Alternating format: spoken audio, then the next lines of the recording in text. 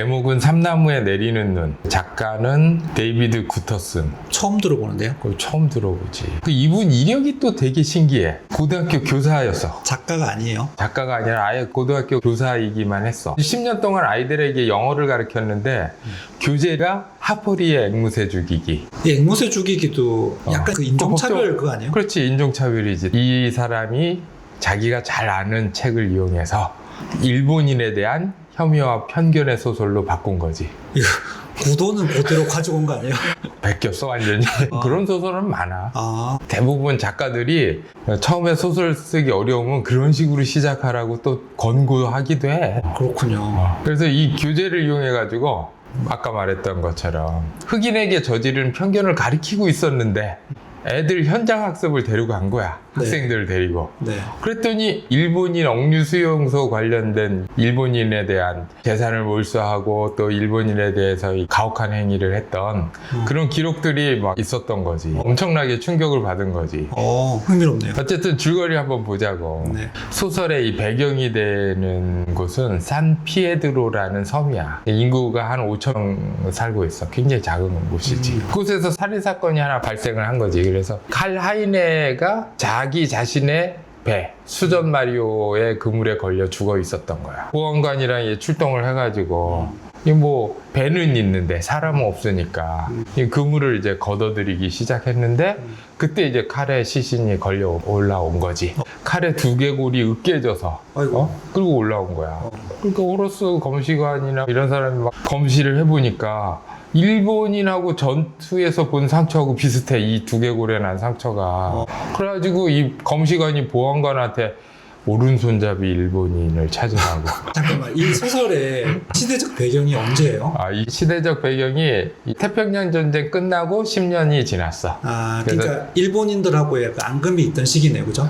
계속 남아 있었던 거야. 그 전부터 시작됐지만 어쨌든 그래서 보안관이 어부들의 이 탐문 수사를 한 거야. 그랬더니 어부들이 그때 막 안개도 많고 이랬는데 미야모토 가부오가 칼 하인의 배 근처에 있었다 이러고 증언을 한 거지. 걸렸다 싶었겠다. 그래서 깜이 온 거지.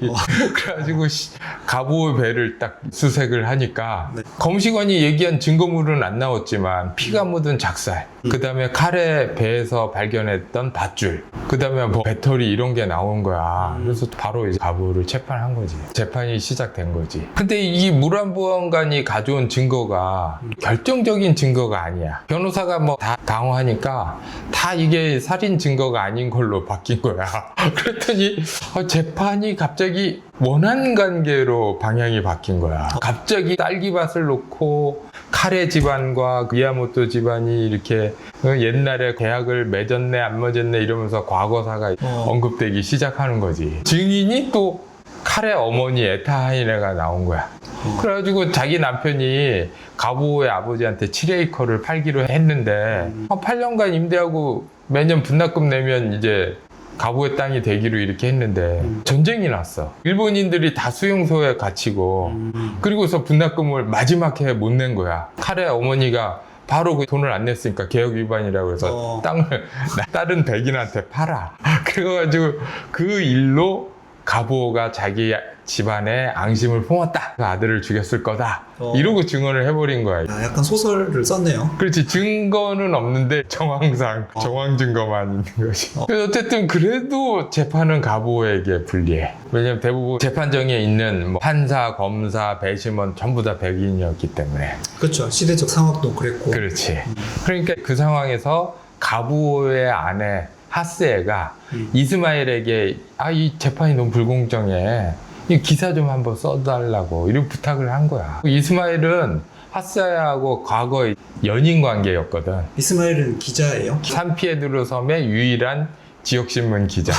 그래서 부탁을 받자마자 이스마일은 연안 경비 등대를 찾아가는 거야. 찾아가가지고 거기에서 가부오의 무죄를 증명할 기록을 찾아내.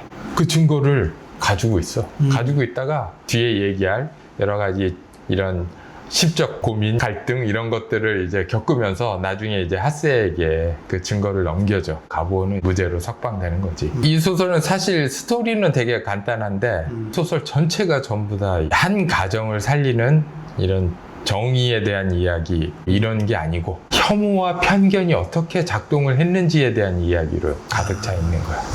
그런 부분을 가지고 한번 보자고. 이게 먼저 모론 보안관하고 호러스 검시관이 얼마나 정의로웠는지 한번 보자고. 이게 사체가 발견됐을 때 모론 보안관이 탐문 수사를 할 거 아니야. 사건에 대해서 아무것도 모르니까. 그렇죠. 탐문 수사를 하니까 어부들이 이게 말이 안 되는 거야. 안개가 너무 짙으니까 내가 원하는 배를 찾아갈 수도 없어. 옆에 무슨 배가 있는 아무리 내가 살해 목적을 가지고 있어도 그 배를 찾아가야 되는데 찾아갈 수가 없는 거야. 또 중요한 건 뭐냐면 배하고 이 배 간에 사람이 건너가려면 배가 출렁거릴 거 아니야. 그렇죠. 그러니까 밧줄로 묶고 옆에서 도와줘야 이 배를 건너갈 수가 있는 거야. 그냥 혼자서는 건너갈 수가 없어. 그러니까 어부들은 다 알고 있었던 거지. 단순 사고인데 자꾸 보안관이 이상하게 질문을 하고 이러니까 어부들이 물어보는 거지. 보안관이 좀 이상하다고. 왜 그렇게 몰아가냐. 이거 단순 사고인데 왜? 근데도 모로는 계속 이 수사를 하는 거지. 우리는 여기서 뭘 할 수 있냐면 모로는 수사를 시작하기도 전에 이건 살인이다라고 정해버린 거야. 증거도 없고 어떤 추론도 할 수 없는 상황인데 이미 수사를 하기 시작한 것부터 자기의 목표를 정해놓은 거지. 정의롭지 않은 거지, 이 자체가. 그 다음에 검시관이 호러스인데 칼에 시신을 부검을 해. 칼에 머리에 난 상처를 딱 보니까 자기가 태평양 전쟁 중에 보았던 병사들의 상처하고 같은 거야. 일본인들이 이게 목검을 잘 다뤘기 때문에 개머리판으로도 백인들의 머리를 쳐서 죽이는 그런 걸 많이 봤던 거지. 그 상처하고 너무 비슷한 거야. 호러스는 증거를 가지고 얘기를 했어야 되는데 증거가 아니라 그냥 감정적으로 그냥 비슷하다라는 것만으로. 그걸로 오른손잡이 일본인을 찾아야 된다 이러고 얘기를 해버린 거야. 그러니까 완전히 이 사람은 자기가 행정관료잖아. 냉정한 판단하고 과학적 근거로 그쵸. 뭔가를 얘기를 했어야 되는데 그냥 사적 편견으로 보안관에게 얘기를 해버린 거지. 확신을 심어준 거지. 일본인이 범인이구나. 그런데 어부들이 했던 얘기를 기억하는 거야. 가부호가 근처에서 조업을 했었어. 수색 영장을 바로 발부를 하는 거지.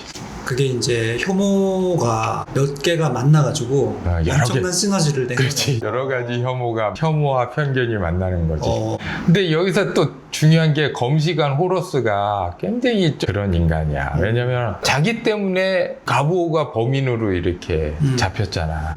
그리고 법정에서 이제 진술을 하는데 자기는 완전히 전문가의 중립성을 지킨 것처럼 증언을 하는 거야. 이건 잘 모르겠다. 이러면서 그냥 자기는 증거에 대해서만 얘기할 뿐이다. 막 이러고 얘기를 하는 거야. 그러니까 변호사가 그럼 칼에 두개골에 난 상처가 사망 전이냐 후냐 그것만 얘기해라 그랬더니 알 수 없다고 얘기를 해. 그래서 모호하게 얘기하는 거야. 그러니까 변호사가 그럼 칼의 사망 원인이 뭐야? 그랬더니 익사였다고 얘기하는 거야. 그러니까 익사로 가부호를 잡은 거지.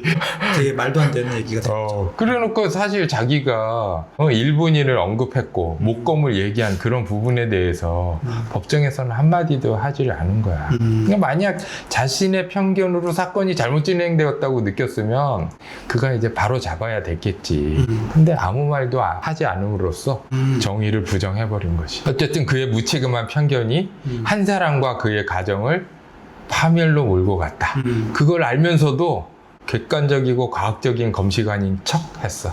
나쁜 사람이야. 어쨌든 모론 보안관은 가부호의 배를 이제 압수수색하기 위해서 수색영장을 준비할 거 아니야. 그렇죠. 근데 수색영장의 필요성을 증명할 5가지 정황을 이렇게 적어놨어. 근데 이 내용을 쭉 읽어보면 가부호가 범인일 수도 있다는 가능성뿐이지 왜 하필 가부호냐라는 거에 대해서는 아무 설명이 없는 거야. 모론 보안관은 이로써 두 번째로 정의를 부정을 한 거야. 그리고 나서 수색을 통해서 목공 같은 살해 도구가 나와야 되는데 목공 같은 살해 도구가 안 나왔는데 엉뚱한 이 증거물을 가지고 온 거지. 비슷한 증거물을. 근데 사실 피 묻은 작살은 어느 배나 다 그렇죠. 있지. 어부가 지금 피 안 보고 무슨 고기를 잡아. 그래서 작살의 크기나 칼의 두개골 상처하고는 또 관련도 없어요. 사이즈가 다르니까. 어쨌든 모론이 생각한 증거가 없어. 그러면 그 수사 방향을 바꿔야 됐지. 하지만 모론은 자신의 편견을 밀어붙인 거야. 그럼으로써 그래서 세 번째 정의를 부정을 하는 거지. 이렇게 행정 관료들이 실수투성이가 이쪽 실수 저쪽 실수가 만나서 근데 이 가장 큰 문제가 뭐냐, 자기가 틀릴 가능성을 이 사람들이 한 명이라도 진지하게 생각을 했다면 가보는 아예 법정에 쓰지 않았을지도 모르는 것이. 그렇죠. 근데 이런 일은 우리 사회에 되게 많지 않아요? 엄청 많은 거지. 그렇죠. 이게 뭐 우리가 되게 관료주의 사회나 우리처럼 이제 우리나라처럼 공무원들 많은 데는 뭐냐면 공무원들이 스스로 권위에만 몰두했지 그쵸. 자기 실수를 이렇게 바로잡는 일들은 잘 안 하거든. 특히 법률을 다루는 사람들, 그런 사람들 많죠. 그렇지.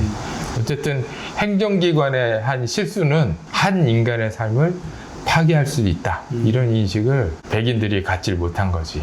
이런 게 정의롭지 못한 거야. 그래서 내가 볼 때는 여기까지 그냥 중간 정리를 하면 정의란 어쩌면 결론에서 나오는 게 아니라 과정에서 나오는 걸지도 모른다는 그런 생각을 좀 해봤어. 그렇죠. 그러니까 다음 주에는 에타 하이네, 배심원들, 그리고 이스마엘이 얼마나 정의롭지 못한지 그거에 대해서 수치심이 어떻게 혐오로 변하느냐 이런 것들을 한번 알아보려고 해. 그런 거 좀 재밌을 것 같아요. 오늘은 여기까지. 네, 고맙습니다.